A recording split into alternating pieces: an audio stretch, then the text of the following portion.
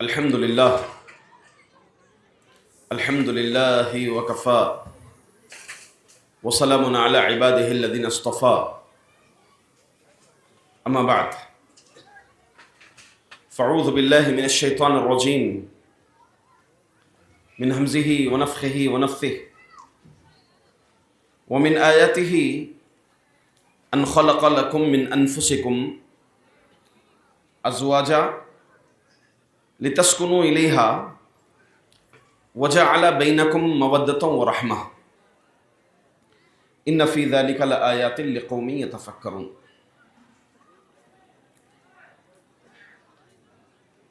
Stage کی زینت بنے علماء و امراء اکرام، بزرگوں، نوجوانوں، چھوٹے عزیزوں، آواز پر لبیک کہنے والی پردہ پوش ماں اور بہنوں،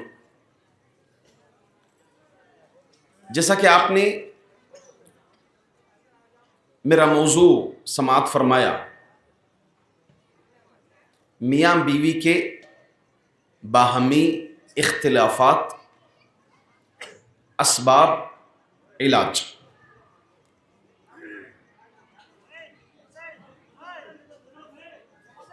ہم میں سے ہر ایک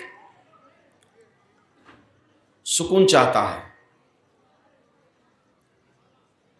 جس کی زندگی میں مال ہو، عزت ہو، سب کچھ ہو، مگر سکون نہ ہو، وہ زندگی کا کیا فائدہ؟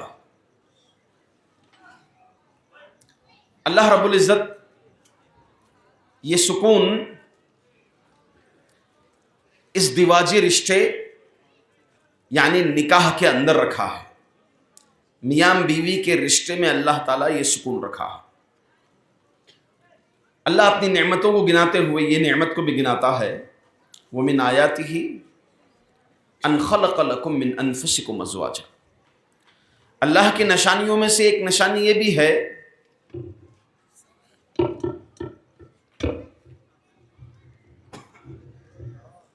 کہ اللہ تعالیٰ تمہیں جوڑا جوڑا پیدا کیا اور تمہیں میں سے لِتَسْكُنُوا إِلَيْهَا، تاکہ تم مرد احباب ان عورتوں سے سکون حاصل کر سکو۔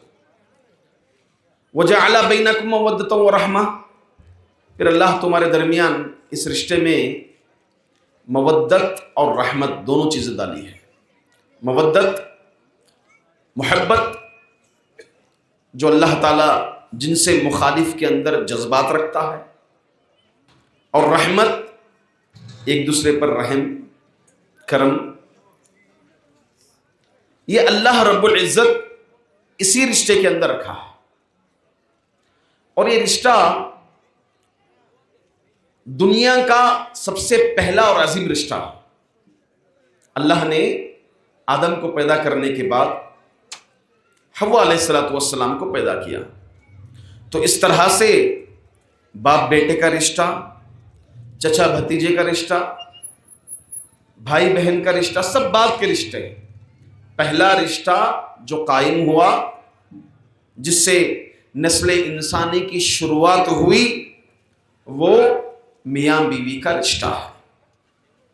حاضرین، ہمیں اختلافات کو سمجھنے سے پہلے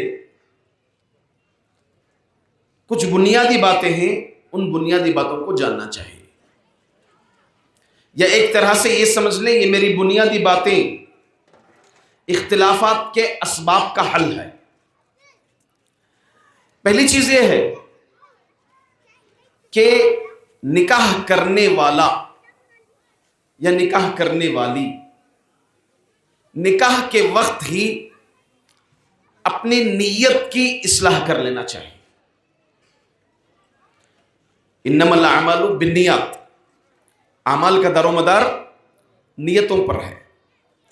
اس نکاح کے ذریعے سے میں پاک دامنی حاصل کروں گا، اس نکاح کے ذریعے سے نیک اولاد کا حصول ہو، اور اس نکاح کے ذریعے سے عصمت کی حفاظت کرو۔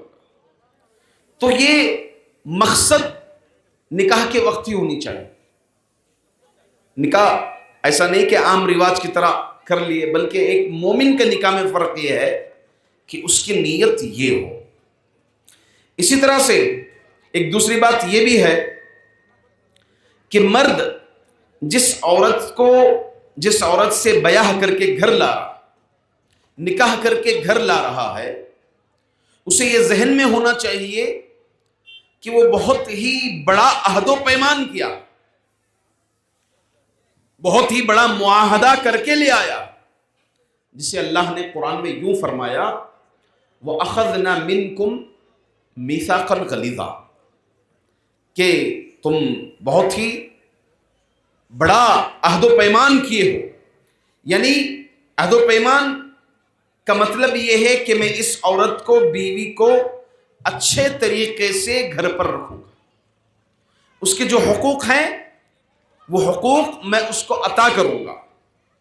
اور تیسری بات یہ ہے کہ نکاح سے ہمارا گھر آباد ہوتا ہے اور ایک نئی زندگی کا آغاز ہوتا ہے.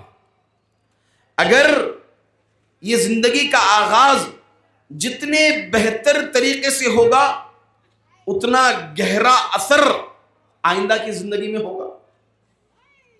تو اس لحاظ سے وہ رشتے کے وقت دینداری کو مقدم رکھے. اللہ کے رسول صلی اللہ علیہ وسلم نے کہا الدنیا متاع وخیر متاع الدنیا المرأة الصالحہ، یہ دنیا ختم ہونے والی چیز ہے، ساز و سامان، مختصر ساز و سامان ہے یہ دنیا. وخیر متاع الدنیا المرأة الصالحہ، اور فائدہ پہنچنے والا جو سامان ہے وہ نیک عورت ہے. یہ دنیا سب سامان ہے، ختم ہونے والا سامان ہے، مگر فائدہ پہنچنے والا سامان کیا ہے؟ نیک عورت ہے. اگر اپنے نکاح میں نیک عورت کو لے آئیں، اور اس لیے اللہ کے رسول صلی اللہ علیہ وسلم نے بھی اسی پر زور دیا تنکح المرأۃ لاربع، عورت سے 4 چیزوں کی بنیاد پر نکاح کیا جاتا ہے. عموماً لوگ جب نکاح کے لیے رشتہ تلاشتے ہیں یہ 4 چیزیں دیکھتے ہیں عورت میں، لدینہا ولحسبہا ولجمالہا ولمالہا. دین دیکھتے ہیں، خوبصورتی دیکھتے ہیں، مال دیکھتے ہیں، خاندان دیکھتے ہیں. اللہ کے رسول صلی اللہ علیہ وسلم نے کہا کہ تم دین کو ترجیح، کیونکہ ایک نئی زندگی کا آغاز ہو رہا ہے تو یہ زندگی زیادہ سے زیادہ بہتر ہو سکے، اس لیے ترجیح کس کو دو؟ تم دین کو ترجیح دو. اور چوتھی چیز، مرد حاکم ہے، مرد قوام ہے. الرجال قوامون علی النساء، مرد عورتوں پر قوام ہے، شوہر عورتوں پر حاکم ہے. تو آپ کی حاکمیت پوری حکمت سے ہونی چاہیے.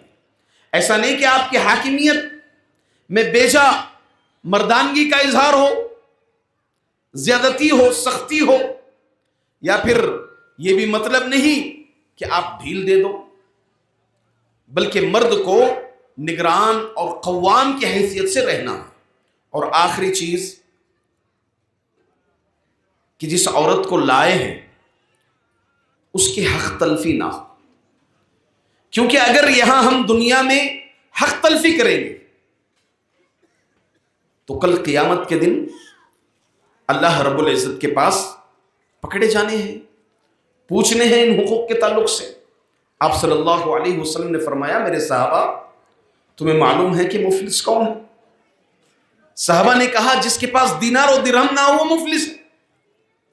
اللہ کے رسول صلی اللہ علیہ وسلم نے کہا یہ دنیا کا ہو گیا، آخرت کا مفلس بہت ساری نیکیاں لے کر آئے گا اور وہ ظلم و زیادتی کیا ہوگا. ظاہر سی بات ہے لوگوں پر بھی زیادتی اور بیوی پر بھی زیادتی، اس کے حقوق تلفی کیے ہوں گے، حق تلفی کیے ہوں گے. تو کل قیامت کے دن اس کا حساب دینا پڑے گا. یہ ہر میاں اور بیوی کو بنیادی لحاظ سے ان باتوں کو جاننا ضروری ہے. معزز سامعین، اختلافات جو میاں بیوی کی زندگی میں ہوتے ہیں ان اختلافات کو کے اسباب جاننا ضروری ہے کہ یہ اختلافات کیوں ہوئے. بنا اختلافات کے اسباب کو جانے حل کریں گے تو حل نہیں ہوئے گا. حل کے لیے ضروری ہے کہ ہم پہلے ان اختلافات کے اسباب کو جانیں، اور یہ اختلافات دو بنیادوں پر ہوتے ہیں۔ کچھ اختلافات فطری ہوتے ہیں، کچھ اختلافات غیر فطری ہوتے ہیں۔ فطری اختلافات کو ختم نہیں کر سکتے، کم کر سکتے ہیں، البتہ جو غیر فطری ہیں، اگر شرعی پابندیاں ہوں، شریعت کو سامنے رکھے، نصوص کو سامنے رکھے، شریعت پر عمل پیرا ہوں، تو ان غیر فطری حقوق، ان غیر فطری جو اختلافات ہیں اس کو سرے سے ختم کیا جا سکتا ہے۔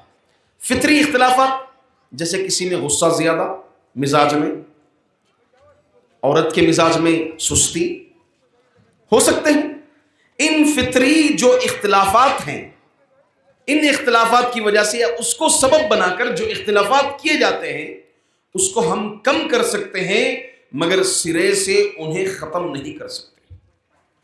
اللہ کے رسول صلی اللہ علیہ وسلم نے فرمایا استوصوا بالنساء فإن المرأة خلقت من ضلع وإن أعوج شيء في الضلع أعلاه فإن ذهبت تقيمه كسرته وإن تركته لم يزل أعوج فاستوصوا بالنساء رواہ البخاری۔ آپ صلی اللہ علیہ وسلم نے فرمایا کہ مردوں میری وصیت سنو عورتوں کے بارے میں۔ کیا وصیت ہے اللہ کے رسول صلی اللہ علیہ وسلم کی؟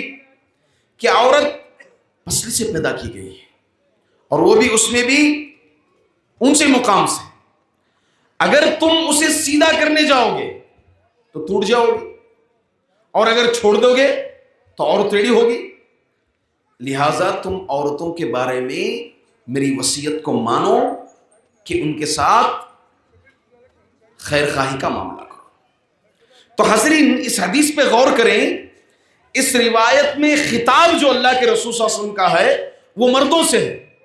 معلوم ہوا کہ اختلافات میں شریعت نے مرد کو بڑا مانا ہے، بالمقابل میاں بیوی میں شوہر کو بڑا مانا ہے، اور عقل کے لحاظ سے بھی، کیونکہ عورتیں ناقصات العقل ان کی فطرت ہے، یہ عیب نہیں ہے عورتوں پر، یہ ناقصات العقل کی جو بات ہے یہ ان کی فطرت بیان کی گئی ہے، نہ کہ حدیث میں عیب بیان کیا گیا۔ کئی لوگ عیب سمجھتے ہیں اور مذاق اڑاتے ہیں کہ تم تو کم فہم لوگ ہیں، ناقصات العقل ہیں، تمہاری گواہی بھی آدھی گواہی کے برابر ہے۔ نہیں، بلکہ عورتوں کی طبیعت اور عورتوں کا مزاج اس میں بیان کیا گیا، اور عورتوں کے اندر بالمقابل مردوں کے سمجھ سے زیادہ جذبات یاد ہو۔ اسی لیے دیکھیں خواتین کو قبرستان جانے سے روکا گیا ہے، لعن اللہ زوارات القبور۔ ان عورتوں پر اللہ کی لعنت ہے جو قبروں کی زیارت کرتے ہیں۔ قبرستان عورتیں نہیں جا سکتی، کیوں؟ کیونکہ وہ جذباتی ہوتے ہیں، بہت زیادہ کنٹرول نہیں کر سکتے، سنبھال نہیں سکتے۔ بالمقابل مرد کے، اس کے اندر عورت کے مقابلے میں صبر و تحمل کا معاملہ زیادہ ہوتا، عقل سمجھ بوجھ مرد کے اندر زیادہ ہوتی ہے۔ اسی لیے شریعت مطہرہ مردوں سے مخاطب ہو کر یہ بات کہہ رہا ہے کہ اگر اختلافات آ جائیں تو معاملہ حل جو ہے مرد کو تلاش کرنا چاہیے، جہاں بھی اسباب کو دیکھ لیں سبب تلاش کر کے اس کا حل مرد کو کرنا چاہیے۔ بیوی کو سمجھائیں، سمجھانے کے معاملات، اگر بیوی کے اندر ٹیڑھا پن ہو، شریعت کے اسٹیپس ہیں کہ سب سے پہلے اس کو بٹھا کر سمجھائیں، سمجھتی نہیں ہے تو حل کسی مار کی بھی اجازت ہے، چہرے پر نہیں۔ اگر وہ بھی نہیں ہو پا رہا ہے تو پھر شریعت جو ہے بستر الگ کرنے کا حکم دیتا ہے۔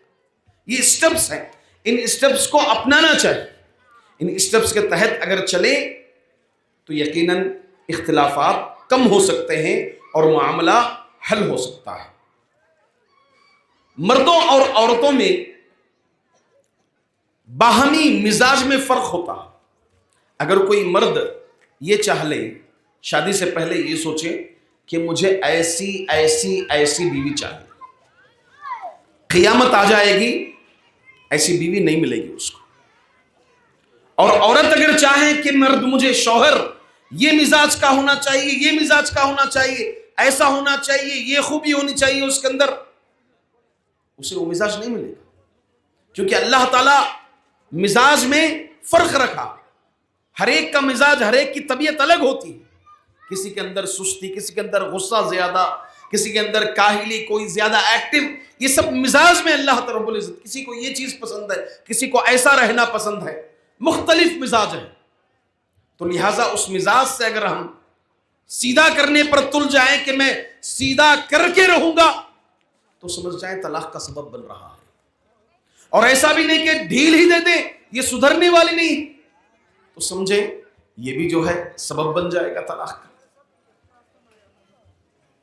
اللہ کے رسول صلی اللہ علیہ وسلم فرماتے ہیں ان اللہ خلق آدم من قبضۃ قبضها من جميع الارض. اللہ تعالیٰ آدم علیہ الصلوۃ والسلام کو زمین کی مختلف مٹی سے پیدا کیا. لال مٹی، سفید مٹی، ہر طرح کی مٹی سے اللہ رب العزت آدم علیہ الصلوۃ والسلام کو پیدا کیا. اور یہ مٹی تمام زمین سے لی گئی تھی. بس آدم کی اولاد میں زمین کے تمام رنگ، سفید، کالا، لال، ہر طرح کے رنگ پائے جاتے ہیں انسانوں میں. اور اسی طرح آپ صلی اللہ علیہ وسلم یہ بھی فرمائے، اور مزاج میں بھی کسی کے اندر خباثت زیادہ ہوتی ہے تو کسی کے اندر پاکی زیادہ ہوتی ہے. تو مزاج بھی جو ہے مختلف اللہ رب العزت رکھا ہے. تو الغرض یہ فطری اختلافات اگر ہو تو ہم اسے صرف کم کر سکتے ہیں، اسے ختم نہیں کر سکتے. اسی لیے اللہ کے رسول صلی اللہ علیہ وسلم ایک اور مقام پر فرمایا کہ اگر عورت کے اندر کوئی ایسی کمی دیکھو تو تم کیا کرو، اس کمی کو نظر انداز کر کے اس کے اندر جو اچھائیاں ہیں اسے مقدم رکھو. ایک ہاتھ میں یہ لے لو، کمی لے لو اس کی، اور دوسرے اس میں اس کی اچھائیاں، اس کی خوبیاں کو رکھو سامنے، کہ کتنا محنت کرتی ہے، کام کرتی ہے، آپ کے لیے بناتی ہے، آپ کے بچوں کو پیدا کی ہے، ان کی تربیت کرتی ہے، ان کو اسکول کے لیے ٹفن بن کر بیچتی ہے، کپڑے دھلتی ہے، آپ کے مہمانوں کی عزت کرتی ہے، مہمان نوازی کرتی ہے، آپ کے والدین کی خدمت کرتی ہے. اس کی خوبیاں ایک طرف رکھو تو یہ خامی جو ہے آٹومیٹک ختم ہو جائے گی. اور کچھ مزاج فطری نہیں ہوتے، لیکن معاشرے کا بگاڑ انہیں فطری کر دکھاتا ہے. معاشرہ آج کل جو طبیعت اور جو مزاج بتاتا ہے وہ یہ کہ غلطی چاہے کس کی بھی ہو مرد ہی معافی مانگے گا. غلط بات ہے. غلطی چاہے کس کی بھی ہو مرد ہی معافی مانگے گا. یہ معاشرہ بتاتا ہے. عورت کی عزت کرنا، عورت کی تکریم کرنا، ایسی بات نہیں. غلطی جاننا چاہیے، پہچاننا چاہیے. مرد کی غلطی ہے تو مرد، شوہر اپنی بیوی سے معافی مانگے. بیوی کی غلطی ہے تو باقاعدہ طور پر بیوی کو چاہیے کہ وہ اپنے شوہر سے معافی مانگے. اور ایسا نہیں کہ چاہے غلطی کسی کی بھی ہو، اختلاف کسی بھی بنیاد پر ہوا ہو، معافی اگر مانگے گا تو صرف شوہر مانگے گا. یہ بالکل غیر فطری ہے، غیر فطری ہے. اور اس کے علاوہ کچھ غیر فطری اختلافات ہیں. غیر فطری اختلافات جتنے بھی ہوتے ہیں اس کا بنیادی اور پہلا سبب آپ کو یہ ذہن میں رکھنا چاہیے، وہ ہے شیطان. میاں بیوی کے اندر جتنے بھی غیر فطری اختلافات ہوتے ہیں اس کا بنیادی سبب ہے شیطان. ان الشیطان یجری من ابن آدم مجرى الدم، کہ شیطان ابن آدم کے اندر خون کی دوڑ جیسی ہوتی ہے ویسے دوڑتے رہتا. تو الغرض آپ وہ مشہور حدیث بھی سنے کہ جب شیطان اپنا عرش بچھاتا اور تمام شیاطین کو، چیلوں کو بھیجتا، اور ہر چیلا جو ہے اپنی شیطانیت اس کے پاس ذکر کرتا کہ میں نے فلاں کام کیا، فلاں کام کیا، اور اس سے کہہ دیتا ہے کہ تو نے کچھ نہیں کیا. اور وہ چیلا جو آ کر یہ کہتا ہے کہ میں میاں بیوی میں جدائی ڈالی، طلاق دلوائی، ڈیورس دلوایا، اختلافات پیدا کیے، تو اس کو اپنے قریب کر لیتا ہے. تو بنیادی سبب جو غیر فطری ہیں اس کا بنیادی سبب کون ہے؟ شیطان ہے. اسی لیے قل کی صورت میں سورۃ الناس، قل اعوذ برب الناس، آگے الذی یوسوس فی صدور الناس، جو وسوسے ڈالتا ہے لوگوں کے دلوں میں. جو اختلافات ہیں ان کے اسباب میں سے کئی سبب ہیں. میں کچھ اہم اسباب کو آپ کے سامنے رکھوں گا. حل تو میں آغاز میں بتا دیا آپ کو. سبب ہے جو میاں بیوی میں اختلافات آتے ہیں وہ خود ان کے گناہوں کی نحوست ہے. نماز نہیں پڑھتے ہیں، نہ بیوی پڑھتی ہے نہ میاں پڑھتا ہے. دونوں کی صبح 10 بجے ہو رہی ہے، 9:30 بجے ہو رہی ہے، 8 بجے ہو رہی ہے. دونوں کی صبح فجر نہیں پڑھی، کسی کو ہوش نہیں. ظہر وہ پڑھا یا یہ پڑھی، کسی کو خیال نہیں ہے اس کا. نمازیں نہیں، تلاوتیں نہیں، دین سے دوری، دنیا کے پیچھے لگے ہوئے. تو بنیادی لحاظ سے سمجھ لے کہ یہ انسان کے اپنے گناہوں کی نحوست ہے. اللہ فرماتے ہیں وَمَا أَصَابَكُم مِّن مُّصِيبَةٍ فَبِمَا كَسَبَتْ أَيْدِي النَّاسِ. تمہیں جو مصیبتیں آفتیں جو آتی ہیں وہ تمہارے کرتوت کی وجہ سے، لوگوں کے کرتوت کی وجہ سے. سلف میں حسن بصری کے پاس ایک آدمی آیا، وہ اپنا ماجرا بیان کرتے ہوئے آخر میں بیان کرتے ہیں کہ میں جب کوئی گناہ کرتا ہوں، گناہ میں لگا رہتا ہوں، تو میں محسوس کرتا ہوں کہ میری سواری مجھے ساتھ نہیں دیتی. میری بیوی مجھے گھر میں، میری بیوی کبھی میرا احترام نہیں کرتی ہے، میں محسوس کرتا ہوں.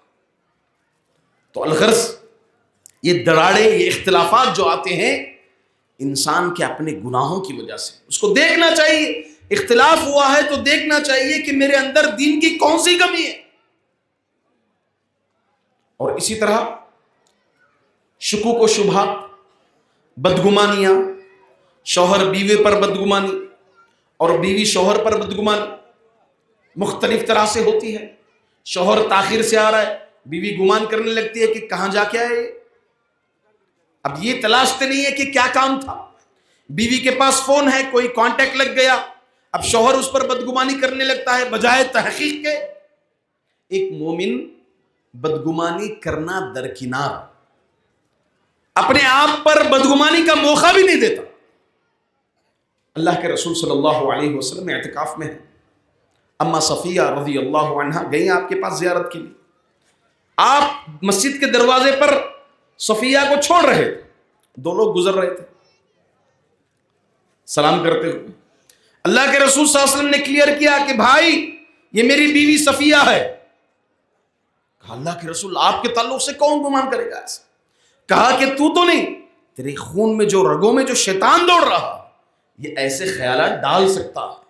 تو ایک مومن کو چاہیے کہ بدگمانی اپنی بیوی یا بیوی اپنے شوہر پر کرنے کے بجائے خود بدگمانی کا موقع اپنے آپ پر نہیں دینا چاہیے. شوہر پہلے کلیئر کر دے میرے لیٹ آنے کی وجہ آفس میں فلاں فلاں کام تھے، یا راستے میں فلاں مل گئے تھے، فلاں میٹنگ ہو گئی تھی، مجھے تاخیر ہو گئی. کلیئر کر دے. اگر یہ کہے کہ میں تمہیں کیوں سناؤں، تمہیں اس سے کیا لینا دینا، تو یہ جو ہے اختلافات کی سبب بنتے ہیں. اور بیوی کلیئر کر دے کہ جو ابھی میری بات ہوئی میری ساتھی تھی، اسکول کی ساتھی تھی، میری دوست تھی، مجھے بہت دنوں کے بعد یاد کی، واٹس ایپ گروپ بنائی، یہ وہی ہے. تاکہ مرد کے اندر سے پہلے ہی کلیئر ہو جائے کہ کسی مرد سے تعلق نہیں ہے بلکہ جو ہے اس کی سہیلی کے ساتھ اس کا تعلق. تو یہ بدگمانیوں کی وجہ سے اختلافات میاں بیوی کے درمیان عام ہوتے جا رہے ہیں، جو نوبت طلاق تک کی آ رہی ہے. اسی طرح چھوٹی سی غلطی پر، چھوٹی چھوٹی غلطیوں پر بے انتہا ملامت کرنا اور شدید تنقید کرنا. بیوی سے کوئی غلطی ہوگی، چھوٹی غلطی، سالن میں مثال کے طور پر نمک زیادہ پڑ گیا ہے، اب اس پہ لے کر شوہر اسی کو موضوع بحث بنایا کہ فلاں عورت ایسا بناتی ہے، فلاں ویسا بناتی ہے، وہ ایسا بناتے ہیں، تمہیں ہمیشہ نمک زیادہ ڈالنا. چھوٹی سی غلطی ہو جاتی ہے، انسان ہے، بار بار تو نہیں کرتی، جان بوجھ کر کے تھوڑی کرے گی. وہ تو چاہتی ہے کہ شوہر اچھے سے اچھا کھائے اور تعریف کرے. بجائے اس کے انداز یہ بھی اپنا سکتا ہے کہ کچھ نمک زائد ہو گیا، اگلی بار خیال کر لینا، مگر سالن بہت اچھا ہے، ختم معاملہ حل. ابھی ایک چھوٹی سی غلطی کو بڑا بنائے اور فلاں دوسرے عورتوں کو کمپیئر کرے کہ وہ عورت، میرے دوست کی وہ بیوی اتنا اچھا بنائی، میرے دوست کی وہ بیوی اتنا اچھا بنائی، میری بہن اتنا اچھا بناتی ہے. تو اس سے کیا ہوتا ہے؟ عورت کے اندر سوچے گی بھائی اتنی محنت کی میں اس کے لیے، اتنا تیار کی، کچھ چھوٹی سی غلطی کے لیے اتنی شدید تنقید. اور اس کے برعکس عورت بھی شوہر سے کچھ خامی ہو گئی، غلطی ہو گئی، بس اسی کو سبب بنائے دوسرے مردوں سے کمپیئر کہ میری سہیلی کا فلاں دوست ہے، میری بہن کا شوہر ہے، وہ دیکھو انہوں کیسا کرتی، انہوں دیکھو کیسا آتی، انہوں کیسا موقع دیتے، تمہیں کام بھی نہیں بھیجتے، کیا بھی نہیں دلاتے، یہ نہیں دلاتے. تو اس طرح کی تنقیدیں ایک چھوٹی سی سہو پر یہ اختلافات شدت کر جاتے ہیں، یہاں تک کہ نوبت طلاق کی آ جاتی ہے. اسی طرح سے مردانگی کا بیجا اظہار کرنا اور عورت کے ساتھ بدسلوکی کا مظاہرہ کرنا. قرآن نے کہا الرجال قوامون علی النساء، مرد عورتوں پر قوام ہیں. حدیث میں مار کی جو اجازت ہے وہ بھی سٹیپس ہیں، پہلے سمجھانا ہے، اس کے گھر والوں کو بلا کر سمجھانا ہے، بستر الگ کرنا ہے، پھر جو ہے ہلکی، وہ بھی ضروری نہیں کہ مارے آپ، یہی حل ہے، کوئی ضروری نہیں. اب مرد یہ سمجھ گیا کہ ہم قوام ہیں، ہم کھلاتے ہیں، ہم پلاتے ہیں، اس کو گھر پہ رکھے. اللہ اللہ، کتنی بے دردی سے اپنی بیویوں کو مارتے ہیں، ہاتھ اٹھاتے ہیں، تماچے مارتے ہیں، آنکھ پھوڑتے ہیں، منہ پھوڑتے ہیں، ناک پھوڑتے ہیں. اللہ اللہ. اور پھر وہی بیوی کے ساتھ ہم بستری کیسے گوارا کرے گا؟ تو اس لیے مرد کو اس کی بیجا مردانگی کا مظاہرہ نہیں کرنا چاہیے. قوام کا مطلب یہ نہیں کہ آپ مارتے چلیں، آپ پیٹتے چلیں. غصے والے ہیں اس کا مطلب یہ نہیں کہ آپ بات بات پر چلائیں، ماریں اور اس پر احسانات گناتے جائیں گناتے جائیں گناتے جائیں. یہ قطعاً مظاہرہ نہیں ہونا چاہیے. اس کے برعکس عورت خدمت کرنا چاہیے شوہر کی. عورت خدمت نہیں کرتی ہے، سبب اختلافات بنتے جا رہے ہیں. ضروری نہیں سمجھ رہی خدمت کو ضروری نہیں سمجھ رہی. آپ کو معلوم ہے خدمت کون کرتی تھی؟ اللہ کے رسول صلی اللہ علیہ وسلم کی بیوی خدیجہ رضی اللہ عنہا اپنے شوہر کی خدمت کرتی تھی. مالدار خاتون ہے، اپنے شوہر کی خدمت کر رہی. جبریل غار حرا میں اللہ کے رسول صلی اللہ علیہ وسلم بیٹھتے تھے. جبریل علیہ السلام آئے ہیں اور اللہ کے رسول صلی اللہ علیہ وسلم سے کہہ رہے کہ آپ کی بیوی خدیجہ جو کھانا سالن لے کر آپ کو لے آ رہی ہے، اس کو سلام کہنا کہ رب نے سلام سنایا. اللہ اکبر. کون خدمت کر رہی؟ اللہ کے رسول صلی اللہ علیہ وسلم کی بیوی، مالدار خاتون خدمت کر رہی. اور اسی طرح سے اللہ کے رسول صلی اللہ علیہ وسلم کی بیٹی خدمت کر رہی، فاطمہ رضی اللہ عنہا چکی پیستی ہے، چکی پیس کر کے ہاتھوں میں چھالے آ جاتے. معلوم ہوا کہ کچھ خادم آئے ہیں تو بھیجا کہ ایک خادم ہمارے لیے بھی بھیج دینا. کہنا اللہ کے رسول صلی اللہ علیہ وسلم سے کہ بیٹی کے لیے ایک خادم بھیج دینا. اللہ اللہ، کیا سکھا کر بھیجتے اللہ کے رسول صلی اللہ علیہ وسلم؟ ورد کی پابندی سکھاتے ہیں. کہو فاطمہ سے سبحان اللہ 33 مرتبہ، الحمدللہ 33 مرتبہ، اللہ اکبر 34 مرتبہ. اس ورد کی پابندی کریں.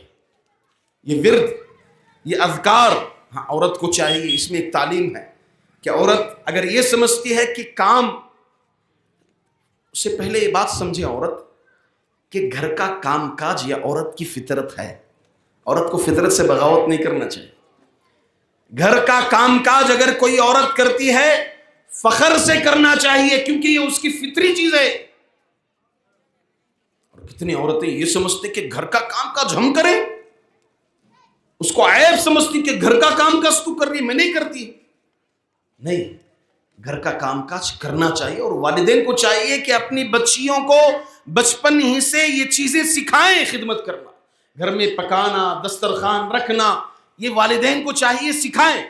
بچی 17-18 سال کی ہوتی پھر بھی بچی بولتے رہتے، 21 سال کی ہو جاتی پھر بھی بچی ہی بولتے رہتے. بچی ہے یقیناً، مگر اس کو سکھائیے طور طریقہ کہ وہ آگے چل کر شادی کے بعد اس کے شوہر کی کیسی خدمت کر سکے. اگر نوکر چوکر نہ ہو، زندگی اگر مقدر ایسا ہو تو ایسے اس میں بھی کیسے گھر کو لے کر چلنا ہے. یہ اپنی بیٹیوں کو سکھائیے. تو خدمت عورت نہ کرنے کی وجہ سے اختلافات بڑھتے ہیں, اختلافات بنتے جاتے ہیں. اور اسی طرح عورت کی زبان درازی, زبان پہ کنٹرول کرنا چاہیے. اللہ کے رسول صلی اللہ علیہ وسلم خطبہ دیے عید کا, مردوں میں خطبہ دینے کے بعد پھر عورتوں میں بھی گئے, عورتوں میں بھی عید کا خطبہ دیے. پھر اللہ کے رسول صلی اللہ علیہ وسلم نے کہا کہ خواتین میں کیا دیکھ رہا ہوں کہ تمہاری کثرت جہنم میں. اور اس کے دو سبب آپ نے ذکر کی, ایک یہ زبان اور دوسرا شوہروں کی نافرمانی.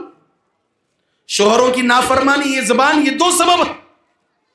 کتنے لمبے لمبے تعلقات ہوتے ہیں مردوں کے, دوستوں کے, بچپن کے دوست ہوتے ہیں, سالوں سالوں دوست ہوتے ہیں, 20 سال سے 30 سال سے دوست ہوتے ہیں.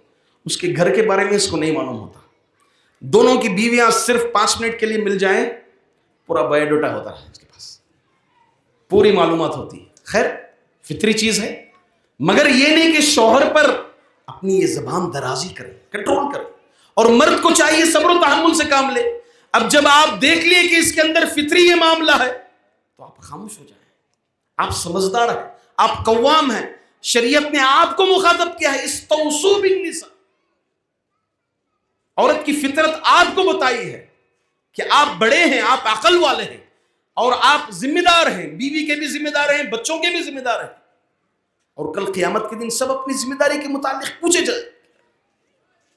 تو اس لیے چاہیے کہ عورت زبان درازی نہ کرے. اور ایک آخری چیز, میرا وقت ہو رہا ہے, تھرڈ پرسن کا انٹرفیئر. تھرڈ پرسن کا انٹرفیئر کس میں؟ میاں بیوی کے معاملے میں.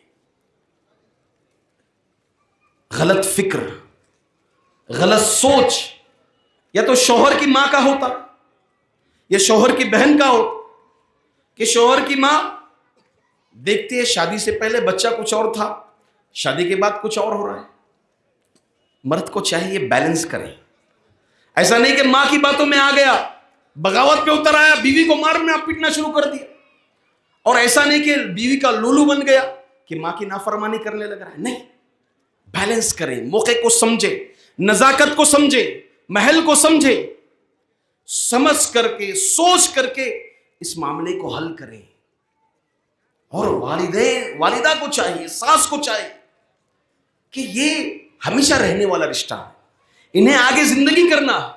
آپ کی عمریں کٹ چکی ہیں, آپ کی یہ زندگی ہو چکی ہے تقریباً, اب انہیں زندگی کرنی ہے.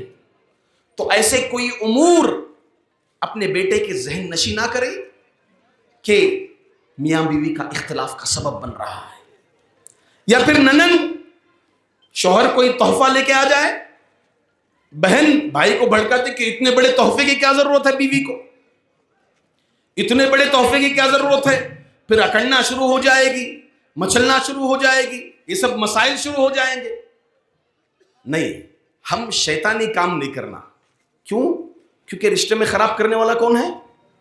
شیطان ہے. ہاں یقیناً تھرڈ پرسن کا رول ہونا چاہیے, اچھا ہونا چاہیے, کہ ایسا ہو کہ آپ کے بیٹے کی دینداری میں خرابی ہو رہی ہے, کمی ہو رہی ہے اس بیوی کی وجہ سے, آپ اس پر انتباہ کیجیے, آگاہ کیجیے. آپ حضرت ابراہیم علیہ السلام آپ تحقیق کرتے تھے, جانکاری کرتے تھے.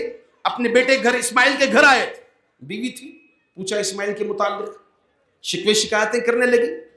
ابراہیم علیہ السلام نے کہا کہ اپنے شوہر آنے پر کہنا کہ وہ چوکھٹ بدل, یعنی طلاق دے دے. حضرت عمر بن خطاب رضی اللہ عنہ نے کہا ہاں جہاں پر دینی کمی آ رہی ہے, نقصان ہو رہا ہے, ضرور آگاہ کرے, نصیحت کرے. مطلب آپ کی نصیحت میں یہ چیز نہ ہو کہ یہ اختلافات بڑھ جائیں, یا پھر کسی جلسی کی وجہ سے آپ کہہ رہے ہیں, حسد کی بنیاد پر کہہ رہے ہیں, کہ اس کو نصیحت کر رہے ہیں, اس کو بتا رہے ہیں, تو یہ سراسر غلط انٹرفیئر ہے, یہ شیطانی کام ہے. اور جہاں شوہر کے ماں اور بہن کا کردار ہوتا ہے, وہیں بیوی کے ماں کا بھی, ان کے بہنوں کا, ان کے والد کا کردار ہوتا ہے. یہ بھی غلط ہے. آپ بیوی کو بھیج دیے, بچی کو بھیج دیے, صحیح تربیت کی, اس کو یہ تربیت کیجئے کہ اب تیرا یہ گھر ہے, تجھے ہر اچھی چیز بری چیز مقدر تیرا تجھے کیسے لے چلتا ہے، اس صبر و تحمل کے ساتھ مینیج کرتے ہوئے تجھے لے چلتا ہے۔ اگر بیٹی آ رہی ہے وہاں شوہر کی خبریں سنا رہے، قطعاً نہیں سننا چاہیے، قطعاً نہیں سننا چاہیے، سمجھانا چاہیے۔ یہ سب چیزیں ہوتی ہیں، تمہیں دیکھ دکھ کر کے چلنا چاہیے۔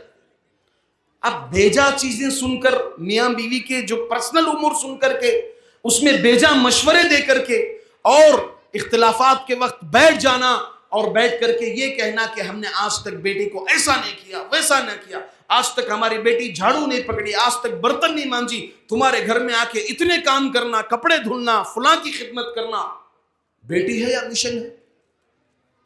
یہ سراسر غلط ہے کہ آج اپنے باپ ہونے کی خودداری تو دکھا دیں گے،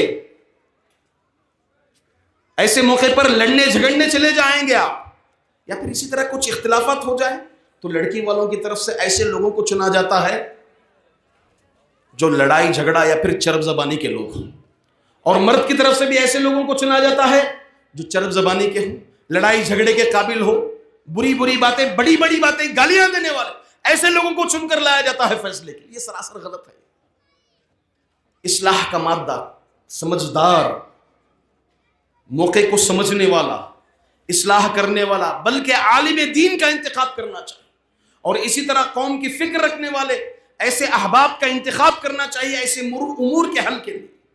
اب باپ آئے گا، اپنا جوش دکھائے گا، داماد کو دو چار مار دے گا، پھر کہاں سے لے گا وہ اس کو قبول کہاں سے کرے گا؟ بھائی آئے مار دیے اپنے بہنوی کو، کہاں سے قبول کریں گے؟ گئے جا کے کمپلینٹ کرا دیے، کوچ کچہری وغیرہ پھر رہے، کہاں سے قبول کریں گے؟ تو یہ بہت ہی حساس معاملہ ہے، سکون ختم ہو جاتا ہے اس سے۔ اگر واقعی اپنی زندگی میں سکون آنا ہے تو ان امور کو آپ عمل پیرا ہو، انشاءاللہ باذن اللہ، اللہ کی اجازت سے ہماری زوجیت کے رشتے میں سکون ہوگا۔ اللہ سے ہم دعا کرتے ہیں کہ اللہ رب العزت ہماری زندگیوں میں سکون نازل فرمائے، باہمی میاں بیوی کے اختلافات کو، اسباب کو جاننے اور ان کو حل کرنے کے اللہ تعالیٰ توفیق عطا فرمائے، اور جو شریعت حقوق عطا کیے ہیں مرد و عورت کو، ان حقوق کو ادا کرنے کی توفیق عطا فرمائے۔ آمین۔ السلام علیکم ورحمۃ اللہ وبرکاتہ۔